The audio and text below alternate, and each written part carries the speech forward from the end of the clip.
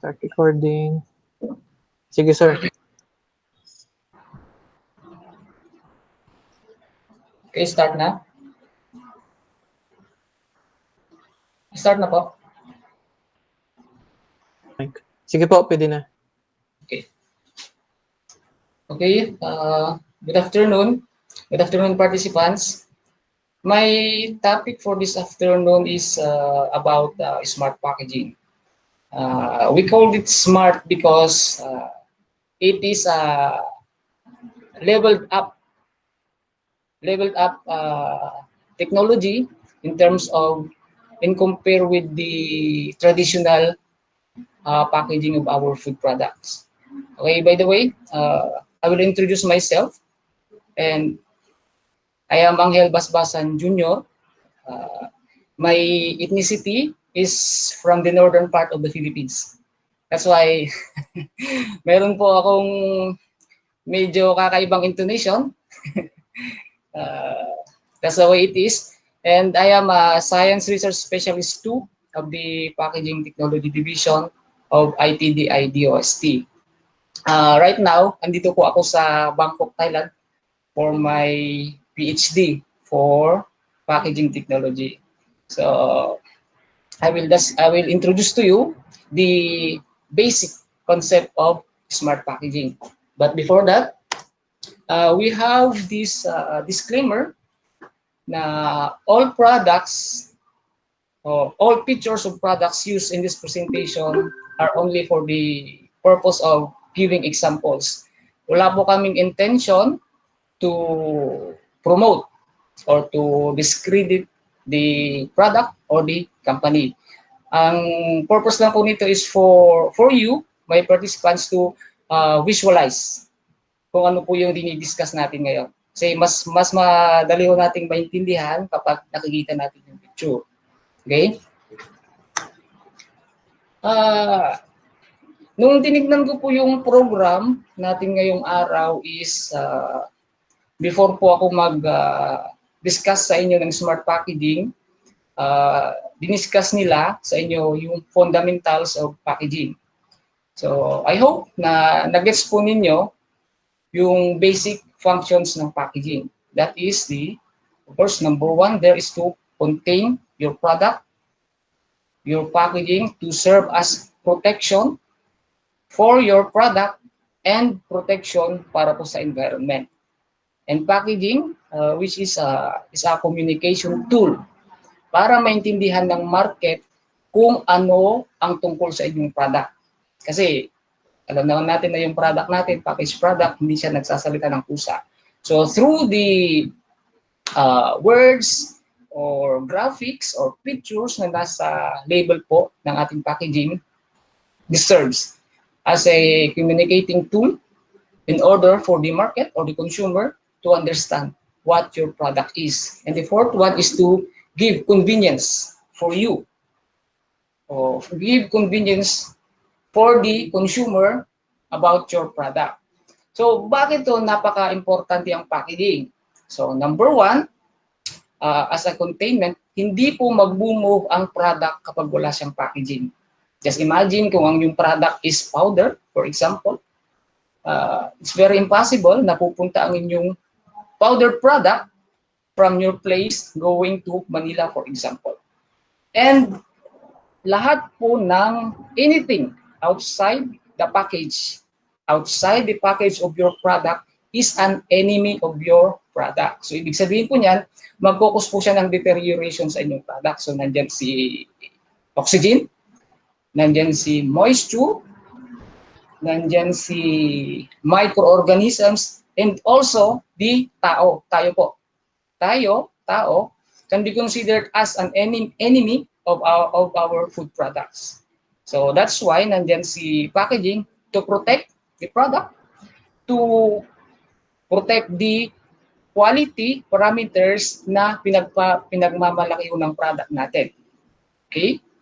And another basic function ng packaging is for communication. That's why sinasabi natin na ang packaging is a silent salesman.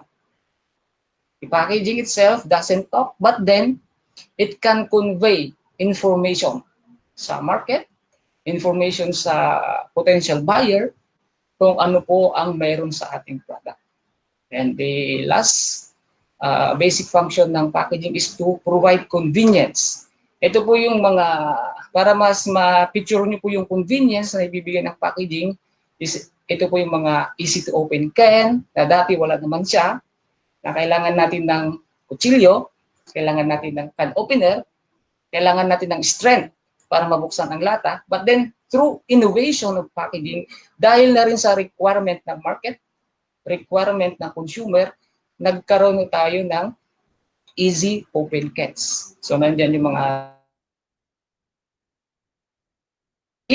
and then eat to provide convenience to the market or to the consumers.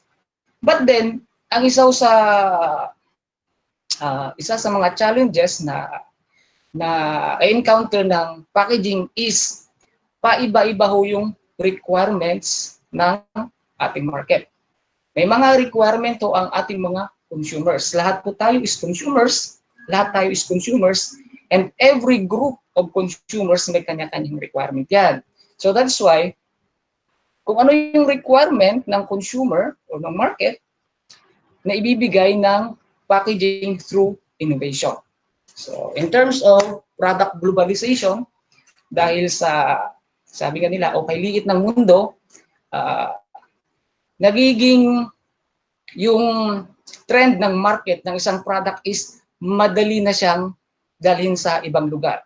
So through export, or kahit nasabi natin local market, from your place going to major cities in the Philippines, because of packaging, madali na siyang dalhin sa mga market na yon. But then there are challenges na kailangan nating i-consider. So that is, in order for the quality of the product to ma-maintain siya, pagpunta sa ating market or consumer, nandyan yung the packaging should enhance its functionality.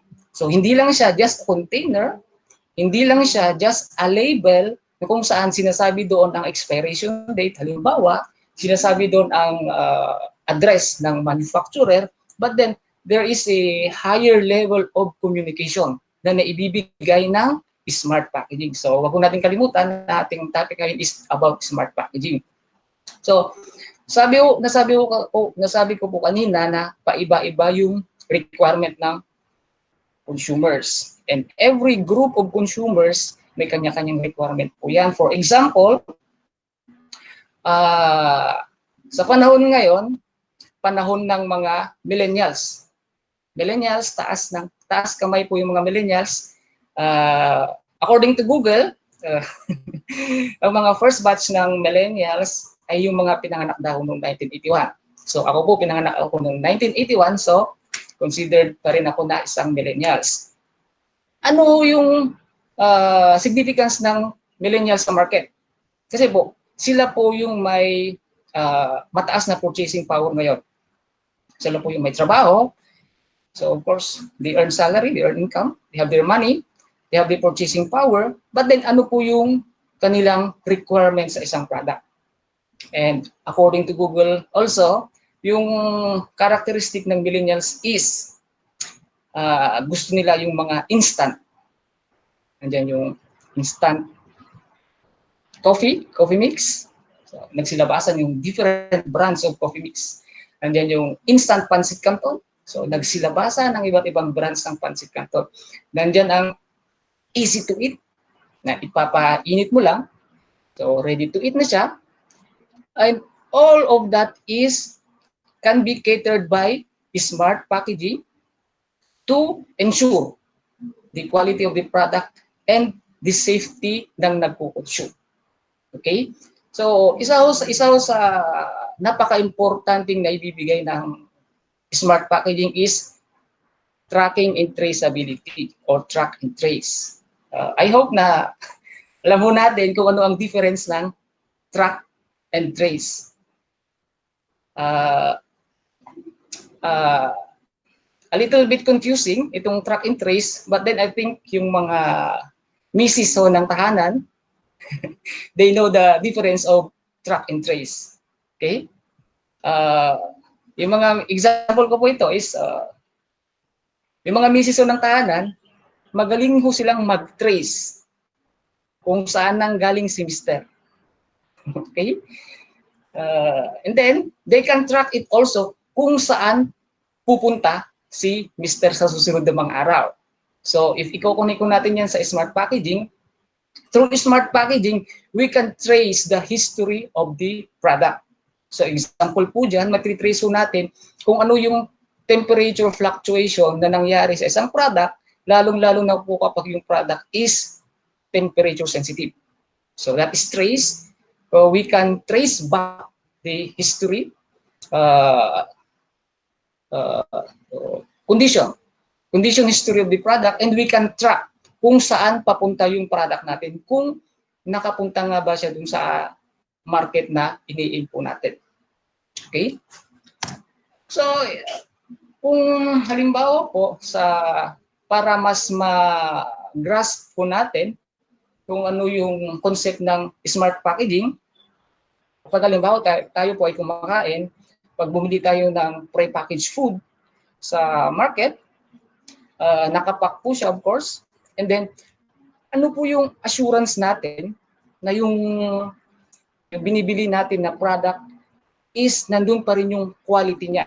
For example, yung mga fresh produce, halimbawa, yung mga fresh fruits, yung gulay, dapat na halimbawa sa supermarket natin siya binili, hindi sa wet market. So, ano po yung assurance natin na fresh pa rin po siya? So, marami yung parameters na nagsasabi na fresh ang isang halimbawa, prutas o gulay, but then through smart packaging, na ibibigay po niya yung information sa atin, na itong product na to is still fresh hanggang sa ganitong, hanggang ngayon. So, in other way, ang smart packaging, tumutulong din siya para ma-extend further ang shelf life ng ating product. So, pag halimbawa ang product natin, ginamitan natin siya ng traditional packaging way, ang kanyang shelf life ay 3 months. Kapag dinagdagan natin siya ng smart packaging, pwedeng yung 3 months, pwede siyang maging 6 months. So, depende sa product, depende rin sa storage condition. So, in terms of safety ng tayo mga consumers, in terms of safety nating mga consumers, through smart packaging, nalalaman natin na this product is still safe to consume. And also, through smart packaging, pwede ho nating bilhin ang isang produkto base sa ating preference. So, for example po is yung mangga na something special na mangga na nakapak siya. Hindi ho lahat tayo gusto natin is yung hinog na hinog. May ibang tao gusto nila yung may kunting asim pa.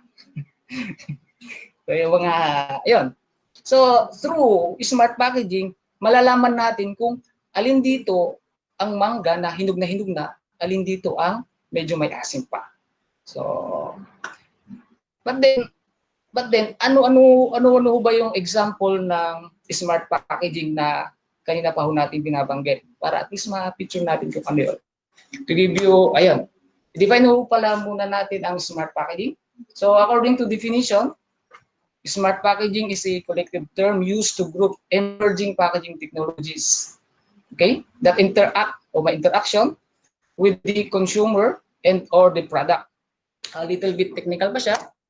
So, isa pang definition, smart packaging provides a total packaging solution that on one hand monitors changes in the product or its environment.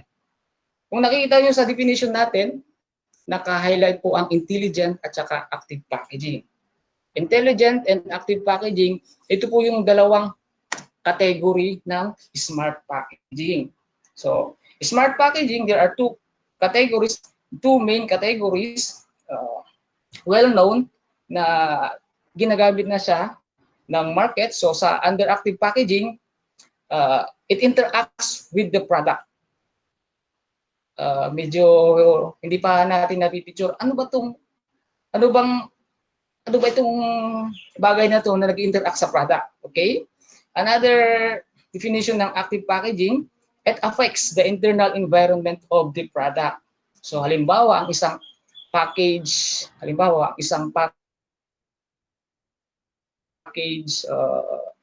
cashew nut. Ang environment ho nung cashew nut is mayroon pang oxygen sa kanyang environment. And oxygen is one of the deteriorating compound. Oxygen is a compound that cause deterioration to the cashew nuts. So, through active packaging, pwede nating tanggalin ang oxygen sa environment ni cashew nut. Okay? Nasabi natin kanina, increase the product shelf life and enhance product quality. Iba ho yung intelligent packaging. Intelligent packaging in the sense na nagko-convey po siya ng information sa buyer ng isang product, sa consumer ng isang product. Ang intelligent packaging, hindi po siya increase ng product shelf life, but then ang main function po niya is nagbibigay ng information kung ano ang status ng isang product. Okay? Medyo sa tingin ko medyo malabo kung anong active at saka intelligent packaging. So, may example na po ako dito. For active packaging, sila po yung dinadagdag natin sa package to change the environment of the product. Ang very common ho na example dyan is yung mga oxygen absorber. Okay? Oxygen absorber, andyan ang moisture absorber. Sila po yung mga other items aside from the packaged product na intentionally dinadagdag po natin dun sa package in order to change the environment of the product in favor to the product. So kung ang product natin is sensitive to oxygen, so I hope familiar kayo sa mga nuts, which is umaanta siya. Of course, very popular ang chicharon. So that's why sa mga common na po ito sa atin, yung mga chicharon products, pagbukas natin doon, mayroon hong kakaiba. hindi ho siya chicharon, but then isang pillow that is oxygen absorber, hindi po siya kinakain. Yan po yung active packaging doon sa package na yon, the oxygen absorber. Ano po yung function ng oxygen absorber? Since yung product natin is sensitive to oxygen, so that's why ang ilalagay ho natin na active packaging is oxygen absorber to absorb the oxygen inside the package. Kasi yung po yung oxygen, nagre-react po siya dun sa product, nagkakaroon ng oxidation, kaya nagkakaroon ng anta. Yung parang panis na oil. Yun. So kung yung product naman natin is sensitive sa moisture, of course, there is this active packaging na moisture absorber. But then, this active packaging, hindi lang siya yung another item na dinadagdag dun sa package natin. Pwede rin na yung active component is dinadagdag na dun sa mismong packaging material. For example, andito yung example natin, yung layers of packaging materials. So first layer, and then si protective layer. Ito po si antibacterial coating layer. So, itong si antibacterial, siya po yung nagsisilbing active ingredient or active component doon sa packaging material, which has a main function that para ho sa benefit ng product natin. Okay? So, what active packaging can achieve? Number one po dyan is active packaging remove unwanted compound sa ating package. Ano-ano yung unwanted compound? So halimbawa, ang product ko natin is yung yung common example natin is yung chicharon. Pag sinil po natin yung package ng chicharon, mayroong hangin, mayroong oxygen sa loob. So in order to remove that unwanted, sa case natin na yun, unwanted po ang oxygen. So that's why, bago natin isil, nidadagdagan po natin siya ng oxygen absorber. The same po sa mga product na sensitive sa moisture. But then, hindi ho natin basta-basta dapat ina-apply yung oxygen absorber. Kasi dapat ho natin i-consider, number one, yung property ng packaging material. Ang packaging material must be a high barrier type, which means na it doesn't allow the entrance of oxygen from the outside environment papasok sa loob. Or else, mawawala ho ng saysay yung ginamit ho natin na oxygen absorber doon sa loob ng package. Kasi papasukan pa rin siya ng oxygen from outside environment. Kaya kung nakikita ho natin, it is recommended talaga na, example, yung mga chicharon natin, yung mga nuts, na ang ginagamit ho natin sa kanila is yung may foil layer, yung mga foil type na packaging material kasi mataas ho yung barrier property niya. So once na sinil ho natin yung package using the foil type packaging material, hindi na po makakapasok ang oxygen sa loob. So yung oxygen sa loob na nung pinakis natin, i-absorb naman ng oxygen absorber.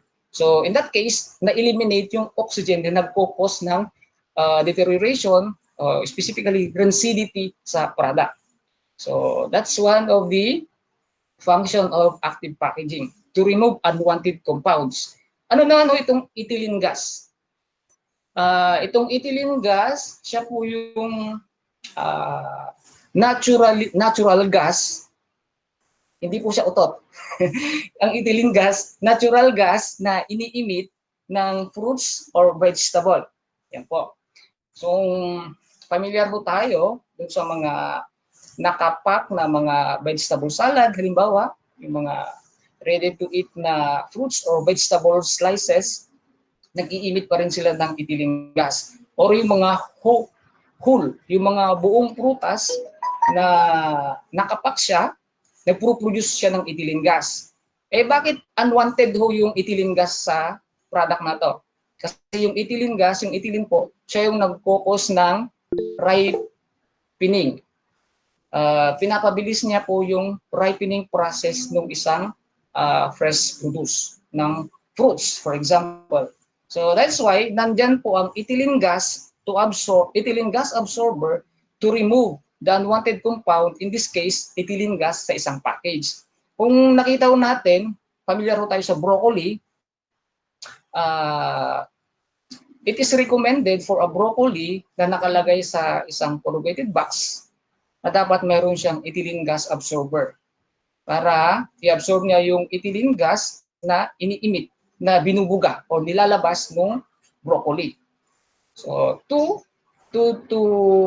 for the purpose na ma-retain yung quality, hence extending the shelf life of the product. So, another thing na pwedeng ma-achieve using the active packaging is, kung kanina, kayang i-remove ng active packaging yung unwanted compound, kaya rin ng active packaging na dagdagan or maglagay or dagdagan ng desirable compound sa isang package. Ano-ano ba yung mga desirable compound? Desirable meaning tumutulong siya dun sa product para ma-retain yung quality. For example is yung mga meat products natin. Example for this situation is yung carbon dioxide emitter. Ibig sabihin, merong isang material sa loob ng package na kapag nabasa siya, natitrigger yung compound na yun, nagkakaroon ng reaction, nagre-release siya ng carbon dioxide dun sa loob ng package. Ang package natin is, halimbawa is chilled or frozen meat. So, kapag mataas yung level ng carbon dioxide sa isang package, that is at a certain level, that is beneficial to the meat products. So, another example is si ethanol. Meron ding active packaging na nagbubuga ng ethanol compound sa loob ng package. Ano naman purpose ng ethanol? Ethanol is particularly anti-molds or sa mga bread products na gusto nating, halimbawa, kayo po is may masarap kayong na formulate or na produce na bread products, halimbawa.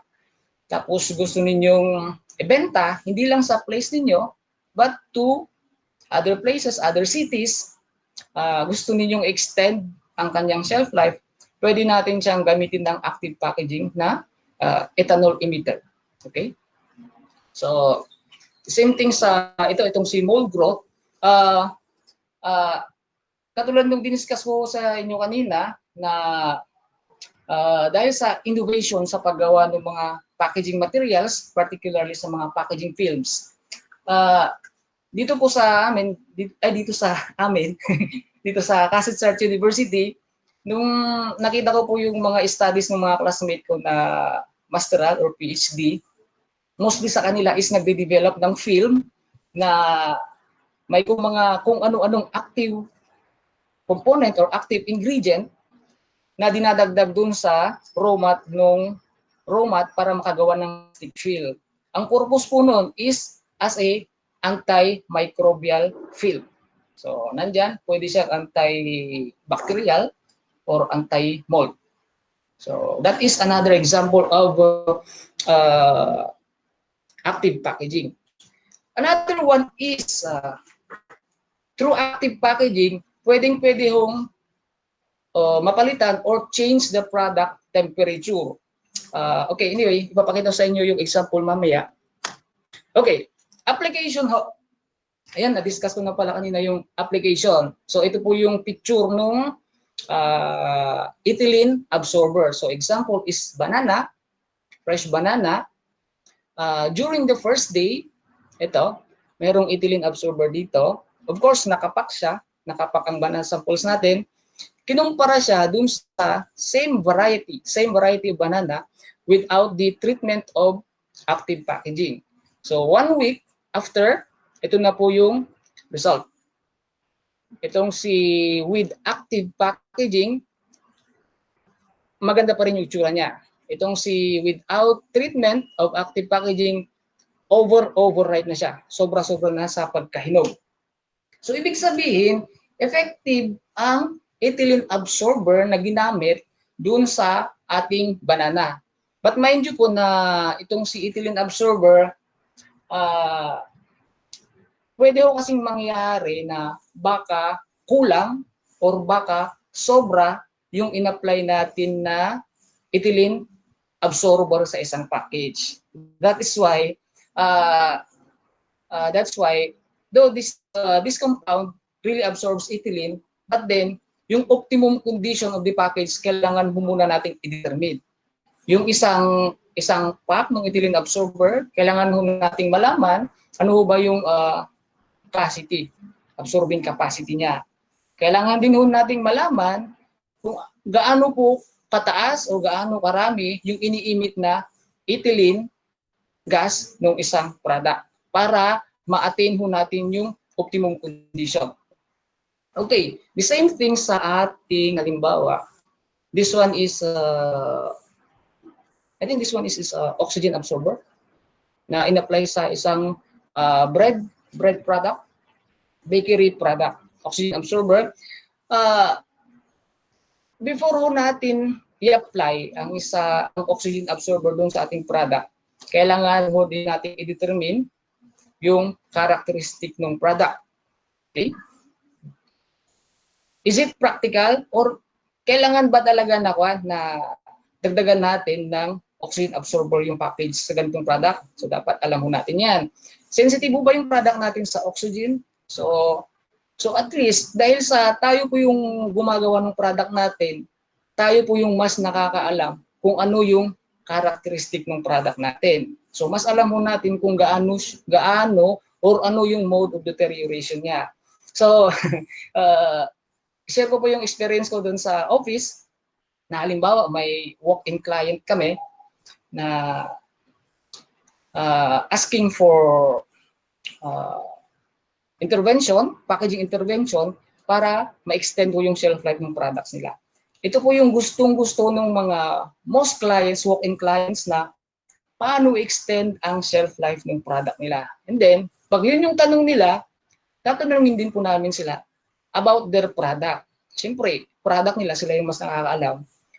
Tatanungin namin, ano po yung product nyo, ingredients ng product nyo, once na pag nasabi yung namin ano yung ingredient ng product ninyo, parang hesitant silang sabihin kung ano yung ingredient. Secret daw yun kasi secret ingredients. So anyway, hindi ho natin ngayon may secret kung anong ingredient ng ating product kasi kayang-kayang i-determine yan using some type of machine or equipment.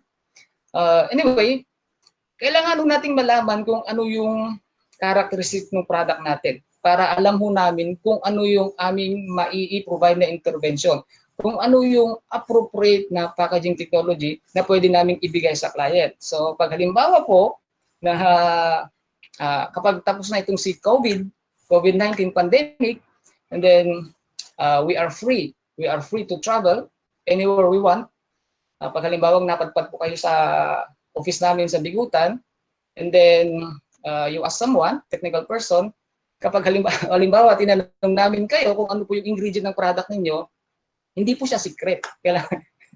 Kasi paano namin maibibigay yung tamang recommendation for the product. So ibig sabihin po niyan, ang oxygen absorber is kailangan nating malaman yung volume ng package para ma-determine natin kung ilang packs ng oxygen absorber ang ilagay natin sa isang package. Kino-compute din po 'yan. Base dun sa volume ng package, base dun sa absorbing capacity ng oxygen absorber. Okay? Itong simit, ito pong simit ay yung nakalagay po dito na puti is absorbing water absorbing pad or moisture absorbing pad. Para po siyang diaper. Para po siyang diaper na nag-absorb ng moisture na nanggagaling ho dito sa meat product. Kasi kapag yung moisture is hindi siya na-absorb, it adds napapabilis po niya yung deterioration ng ating product dito. Okay. What is isa po sa mga na-achieve ng active packaging is it adds desirable compound in favor para dun sa produkto natin. So halimbawa itong isa pa ring pad.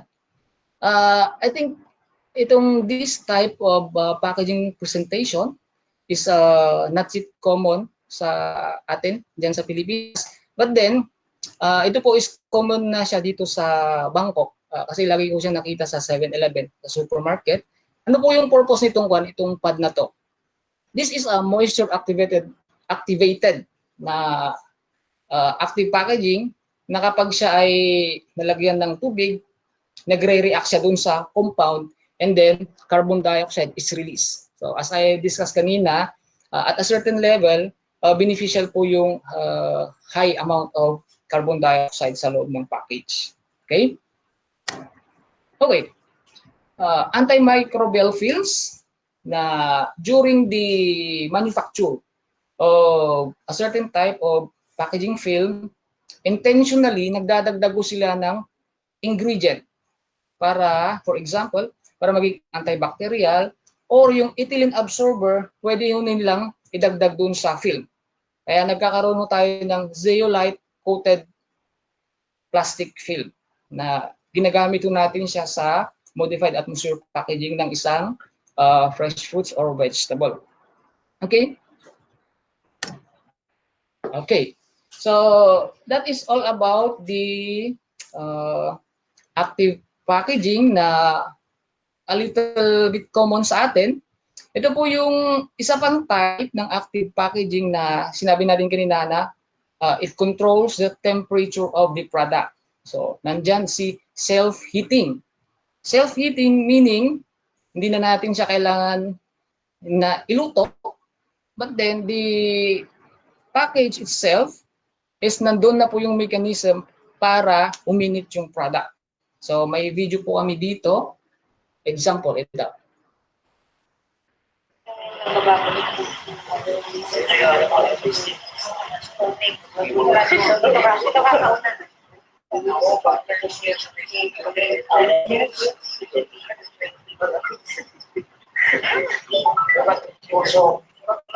I hope na nakikita nyo clearly na kumukulo yung tubig sa loob ng package. So, yung package, may product doon na gustong initin. Andun din yung compound na pag binuhusan mo ng tubig, kukulo. So, ito po ay example na dala nung isang Japanese consultant namin sa office. So, yeah. Okay. Kung may self-heating, meron din namang self-cooling. Self-cooling na hindi na kailangan ng chiller or refrigerator to cool this type of product. Yung mechanism naman ng self-cooling, active packaging, meron po akong nakita sa YouTube. So, kinapi ko na lang po yung link. Since we are doing the online seminar, maybe mamaya or ngayon, kung gusto po ninyo, you can click the link, then makikita po ninyo kung ano yung mechanism ng self-cooling package. Okay? Okay. So that is the smart packaging under active packaging category. So as a summary, ang active packaging is another component na dinadagdag sa package para influence niya yung environment ng product to retain the quality of the product or to extend the shelf. Category natin is the intelligent packaging. Iba naman ang function nito. Ang intelligent packaging, para hindi ko tayo malito, these are indicators. Nagbibigay po siya ng information about sa status ng product. Okay? Intelligent packaging, packaging that contains an external or internal indicator to provide information about aspect of the history of the package and or the quality of the food. Okay? Nung nagtingin-tingin po ako nung common type of intelligent packaging, ito po yung nakita ko, indicator of product quality, number 1. Okay? Intelligent packaging na nagpro-provide ng additional convenience sa isang product. So, if you review, ang isang basic function ng packaging is to provide convenience for the product. So, easy open, ready to eat, resealable type of packaging, yung peelable na madali siyang ipil. Yeah, peelable.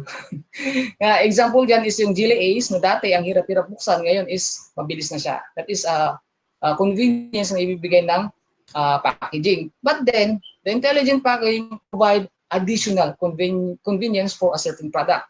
And then, intelligent packaging provide protection against theft, counterfeiting ng product at saka tampering ng product. Paano yan? Okay. Data carrier. Kaya sabi natin na ang intelligent packaging is nagbibigay siya ng information. Nagbibigay po siya ng data about dun sa product.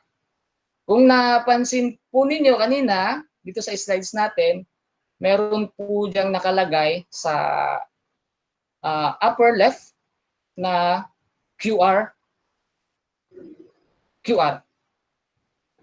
code, okay? I hope na alam mo natin kung anong ibig sabihin ng QR code. Ito pa.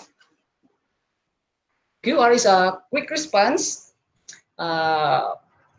I hope na may isa po sa atin na nag-scan ng QR na to. Because QR code is one form or one type of intelligent packaging. It provides information about the product. Okay? Intelligent packaging example. Okay? Indicate product quality. So nakikita ho natin itong example natin dito. Dito sa picture na to, meron hong nag-iiba. Hindi po yung position ng yellow. Ito po yung product natin. Ito. I think this is a meat products. Meron pong nag-iiba dito sa label niya. Okay? Kung napansin natin itong round, itong circle dito, nag-iiba ho yung kulay niya. Nag-iiba yung kulay niya through time. Okay? This is the time, days, hours. tapos nag-iiba yung kulay nito. Itong kulay na to, meron siyang corresponding description na nakalagay. So, kapag violet ang kulay, ito. Kapag ganito ang kulay, ito. Kapag red, ito. So, ibig sabihin, this is an example of intelligent packaging because if the color shows na ganito, ito yung status ng product. Possible na, yan.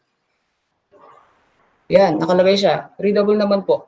Na kapag ganito ang kulay, use soon. So, ibig sabihin, malapit na siyang mag-expire. Maybe, matagal na siyang naka-display dun sa display shelf. Kaya that's why ganyan ang kulay niya. So, in this sense, nabibigyan niya ng information yung consumer about the status ng product. Parang ito'y parang 3 days nang naka-display siya dito. So, ibig sabihin, you have the option, kayo na yung magdi-decide as consumer kung bibilhin mo pa ba yung product na 3 days pa na naka-display doon sa display shelf, which is indicated by this intelligent packaging. So, what if 3 days na siyang naka-display tapos 50% discount? So, option mo pa rin yan as a buyer of the product. Ang pinapakita lang dito, itong example natin is, it give the information about the status of the product kung gaano na siya katagal dun sa shelf. Depende dun sa change ng kulay of this one. Okay? Indicate product quality. So, example po neto is for the fresh produce, packed fresh produce or packed fruit. Kasi, sabi ko kanina, may ilan sa atin gusto natin yung isang prutas yung overripe na kasi ang tamis-tamis, malambot, malambot siya. So pag malambot, madaling nguyain. But then, may iba naman mas gusto nila is yung crunchy na stage ng product. Gusto ng iba, juicy. So gusto nila, ganitong condition ng product. Ito po yung purpose nitong intelligent packaging na to. It provide information about the ripeness of this type of fruit product. So, nandyan yung different colors which indicates different status of the product. Ito po yung nag-iiba-iba yung kulay ito. So, yeah. So, ganun pa rin, nagbibigay ng information sa intelligent packaging about the status ng product, and tayo as consumers, tayo pa rin yung magde-decide kung bibilhin natin siya based on our preference. Okay? Okay. Indicate product quality, the time temperature indicator. Ini-indicate po nito, ito po ay maliit lang po ito, maliit lang siya, tapos dinidikit dun sa package ng product. So nakalagay dito, mayroong check. Ito po yung tatlong maliliit na bilog. Alam naman natin, it's a common sense na check. Okay. Di ba? And then, yung exclamation point, that's a warning. And then, yung X, parang at risk na yung product. Nag-iiba-iba itong kulay neto base dun sa history ng product. Kung halimbawa, ang product ko natin is dapat during distribution, naka-refrigerate siya at this certain temperature, at this specific temperature. Dahil sa hindi naman natin makontrol lahat ng mga factors sa distribution chain, hindi natin makontrol lahat sila, possible na mayroong deviation doon sa protocol. So, halimbawa, ang product is dinidistribute using a refrigerated van. Halimbawa, may unwanted incidents, nag-shut off yung refrigerated van for 1 day. Ang product ho natin is a temperature sensitive. So makikita ho natin na kaya nag-iba yung product, kaya naging red, halimbawa yung kulay, kasi ganito yung nangyari. Matrace ho natin kung ano yung nangyari during the distribution bago dumating yung product natin sa display market. Okay. Ito po, very good example. Very good example ng intelligent packaging. Bakit siya very good example? Kasi it is a beer, I think. Today is okay. Today, not yet Friday. Say, okay, provide additional convenience. Anong convenience ang naibibigay nito? So malalaman ho natin kung itong product na to is nasa optimum condition na siya to consume. So nakikita ho natin itong dalawang cans of beer, meron ho silang difference. Okay? Nakita ho niyo ba kung ano yung difference nitong dalawa? On the left side, yung kulay ng mountain is bluish. Okay? In comparison with the product side, it's still white. Kasi sa bandang baba, nakalagay po doon na nag-appear na siya na yung product natin is cold. The other one is super cold. So naging visible na siya. In compared with the other product, wala po tayong makikita. Because ibig sabihin nito, this is really very intelligent, lalo-lalo sa mga grupo ng mga manginginom, na this condition of the product tells the manginginom na itong condition ng product nito is at its best condition para laklakin na. Okay? Actually, mas masarap laklakin ang beer na malamig kaysa dun sa hindi malamig. Okay? I hope you agree with me. Okay. How about the intelligent packaging that provide protection against theft, counterfeiting, and tampering? So base yung sa kay Robertson, actually maganda yung or very useful itong type ng intelligent packaging na to. But then hindi pa siya maybe in the near future magiging popular. Hindi pa siya popular ngayon, hindi pa siya masyadong ginagamit because of cost reason. So, yan. Data carrier. Okay. Familiar ho tayo sa RFID. Okay.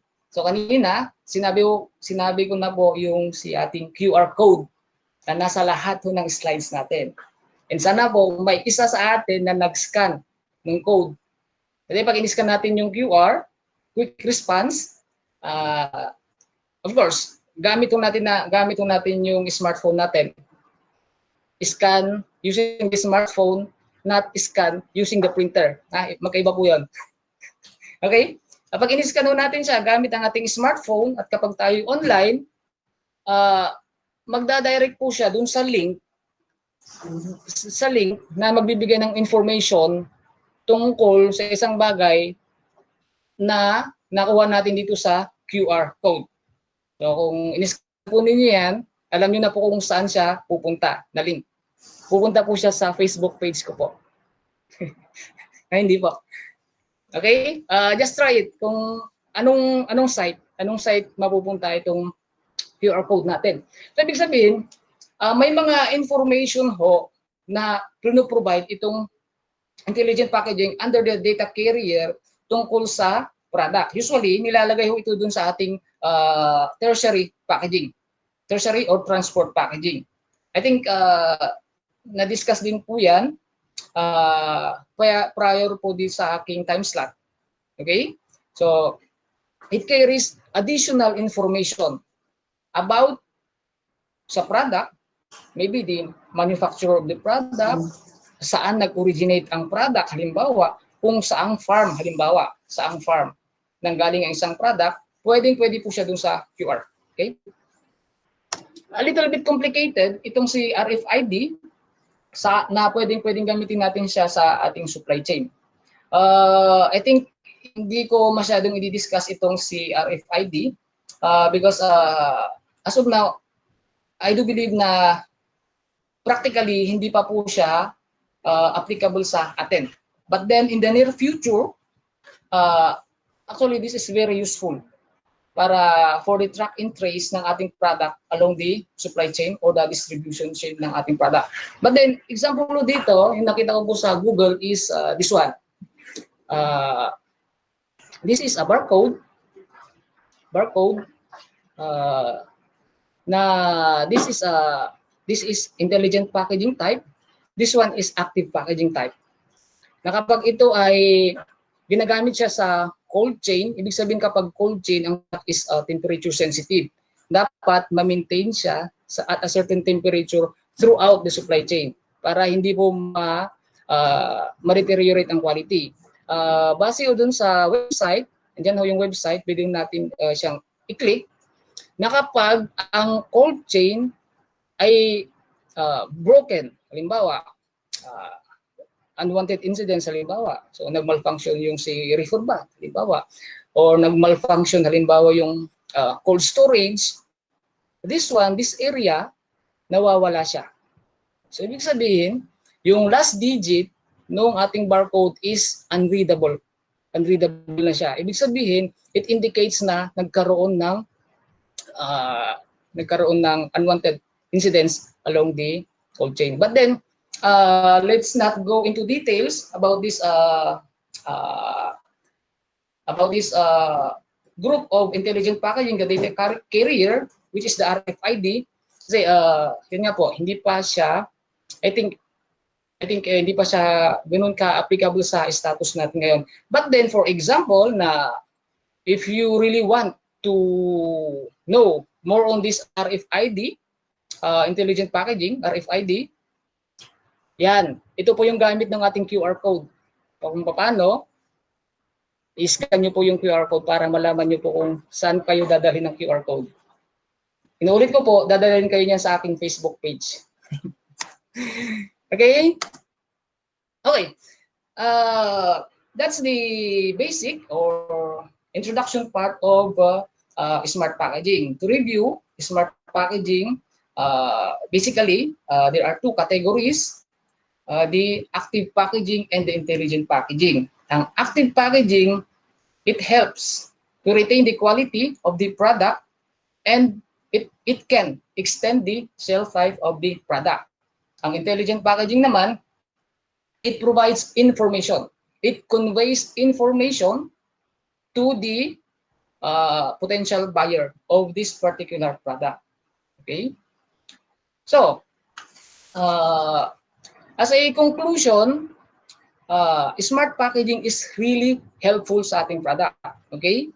But then, sabi ko nga ho kanina, bago natin applyan ng it's either active packaging or intelligent packaging, kailangan ho nating i-consider. Okay? Dapat alam natin characteristic ng product natin. Then, alam mo natin yung dapat identify doon natin yung ano yung ating target market. Para ma-attain natin yung optimum condition for the product na nagkakaroon pa rin tayo ng optimum income na galing sa ating product. Okay? So, I will introduce to you our office which is called the Packaging Technology Division. Okay? Nagpapasalamat po ako for the invitation ng DOST Region 6 na i-share sa inyo our knowledge about this smart packaging. So, if so happen na wala na si COVID-19 and then we can travel anywhere we want. So, bisitahin niyo po kami sa DOST compound sa Bikutan. Okay? So, this is our office, Packaging Technology Division. Under po siya ng ITDI, ng Department of Science and Technology. So, yan po ang aming vision, yan po ang aming mission sa buhay. But actually, you, MSMEs, part po kayo sa mission ng aming office. Because our mission is to contribute in making Philippine products globally competitive. Okay? Through world-class and sustainable packaging technology. Sabi nga natin na ang ating product is, at saka maraming product ang pwedeng pumasok sa atin, at ang product ko natin sa Pilipinas, pwede rin ho natin siyang export. So, through packaging, through smart packaging, we can make our products globally competitive. Okay? Okay. Services ng aming division. Okay, we provide total packaging solutions. We do research, development, and application of new innovative packaging technology to improve product shelf life. So example ho ng mga nagawa na namin is yung cashew nuts. So na-determine na namin at this size of the package with the certain net weight of the product, na-determine namin kung ano yung amount naman ng oxygen absorber na optimum dun sa ganitong kondisyon. The same time sa frozen tuna. So we conducted a study with the use of time temperature indicator, that is intelligent packaging para sa frozen tuna. Okay. Monay, this is a type of bread na na-extend ang kanyang shelf life for, I think, if my memory is right, ang shelf life neto at 30 degrees Celsius, na-attain niya ng 3 months, 3 to 4 months, I think. Okay? Sana correct pa rin yung memory ko through the use of this active packaging technology. Okay? Okay, mango. Okay. We conducted a study on how we can extend or delay the ripening of Carabao mango. So, naging successful naman yung study namin na tawag dito, na pabagal namin yung ripening ng mango up to 20 days. Okay? Using the active packaging technology. So, this is a durian. With this packaging presentation, hindi natin maaamoy yung aroma ng durian. So, kahit na ang durian ay masarap, mabaho pa rin. Or parang baliktad. Kahit na mabaho ang durian, masarap pa rin. Okay? So, but then, through this packaging technology, ang aroma ng durian is nakukontain dun sa loob ng package. So, at this type of package, hindi siya naaamoy.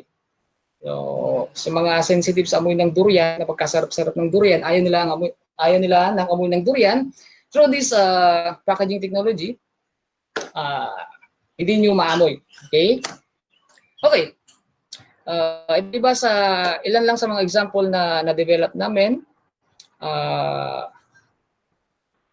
using the packaging technology. I hope familiar na kayo sa Pack of Hope na this is ready to eat lugaw, chicken arroz caldo. Okay? Ready to eat. So it gives convenience sa consumer, sa certain group of consumer nitong product na ito, because you can open it with your hands, then you can eat it. No need to reheat, or pwede siyang i-reheat, but then pwede nyo siyang kainin as is. Okay? Okay. And then we provide packaging testing to test the packaging materials na ginagamit sa isang product. Kung safe po ba siya for food application, or kung itong transport packaging po ba niya can protect the product throughout the distribution chain. So we have a testing laboratory that can cater your packaging testing needs. Okay? And then we have in-house graphic designers. Yan, magagaling yung mga designers namin. So example ho ng mga na-design ho nila na label is this one. For the sweet potato, for the coffee, for the transport packaging of broccoli, and for the transport packaging of the rambutan. Okay. And then we can provide you a list of packaging suppliers. Kung halimbawa, problema niyo kung saan kayo makakakuha ng ganitong type of packaging material, we can provide you the list of packaging suppliers. Pero to make it clear, hindi po kami nagsa-certify ng packaging material supplier. Hindi po namin sila sinicertify. Or the same thing sa mga packaging equipment suppliers. Hindi po kami nagsa-certify, but then we give the contact details para po madali po ninyong makontak sila. Okay? Okay. Yan ang sinasabi ko. I hope na-scan nyo na po ito. itong QR code na to, and it will direct you sa website ng aming office. So makikita ninyo doon yung more information na kailangan ninyo. Halimbawa, yung mga testing fee, yung mga fee, halimbawa kapag mag-a-avail kayo ng services ng Packaging Technology Division, nandun po siya sa website. Nandun po rin sa website kung paano nyo makukontak ang aming office. Okay, thank you very much. Thank you for listening.